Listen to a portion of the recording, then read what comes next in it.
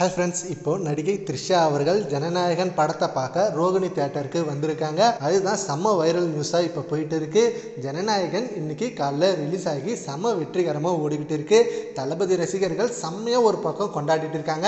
And இவங்களை தவிர செலிபிரிட்டிஸும் நம்ம ஜனநாயகன் படத்துக்கு அவ்வளோ வெயிட்டிங்கில் இருந்திருக்காங்க. ஏன்னா ஜனவரி மாதம் ரிலீஸ் ஆக வேண்டிய இந்த படம் இவ்வளோ நாள் டிலே ஆகி இன்னைக்கு தியேட்டரில் ரிலீஸ் ஆகி நல்ல ரெஸ்பான்ஸ் கிடைச்சிட்டு வருது. அண்ட் த்ரிஷா அவர்கள் இந்த படத்துக்கு ஃபர்ஸ்ட் ஷோ போவாங்கன்னு அப்படின்னு எல்லாருமே எதிர்பார்த்தாங்க. அதே போல இப்ப த்ரிஷா அவர்கள் ரோகிணி தியேட்டருக்கு வந்திருக்காங்க. த்ரிஷா மட்டும் இல்ல, அவங்களோட அம்மாவும் இப்ப படத்துக்கு வந்திருக்காங்க. ரெண்டு பேரும் விஜய் அவர்களோட கடைசி படமான ஜனநாயகன் படத்தை தியேட்டர்ல பார்த்து ரசிக்கணும் அப்படின்ற ஒரு ஆசையோட வந்திருக்காங்க. அண்ட் அங்க நிறைய ரசிகர்கள் படத்தை பார்த்துட்டு ரிவ்யூ சொல்லுங்க, இந்த படம் உங்களுக்கு ரொம்ப பிடிக்கும் அப்படின்ற மாதிரி சொல்றாங்க.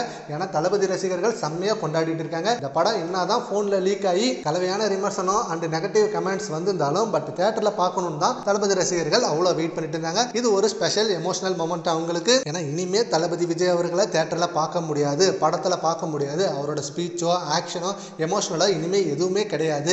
ஒன்லி சிஎம் அவர்களோட அந்த ஆக்ஷனை மட்டும்தான் பார்க்க முடியும் அப்படின்ற ஒரு செயல்பாடு. அந்த காரணமாக இந்த படத்தை கண்டிப்பா செம்மையான ஒரு விழாவா கொண்டாடிட்டு இருக்காங்க. சீக்கிரமே த்ரிஷா அவர்கள் படத்தை பார்த்துட்டு படத்தோட ரிவ்யூ கொடுப்பாங்க. அவங்க என்ன மாதிரி ரிவ்யூ கொடுப்பாங்க அப்படின்றதுக்கு நீங்களும் வெயிட் பண்ணீங்கன்னா நம்ம கமெண்ட் பாக்ஸ்ல கமெண்ட் பண்ணுங்க. Thank you friends.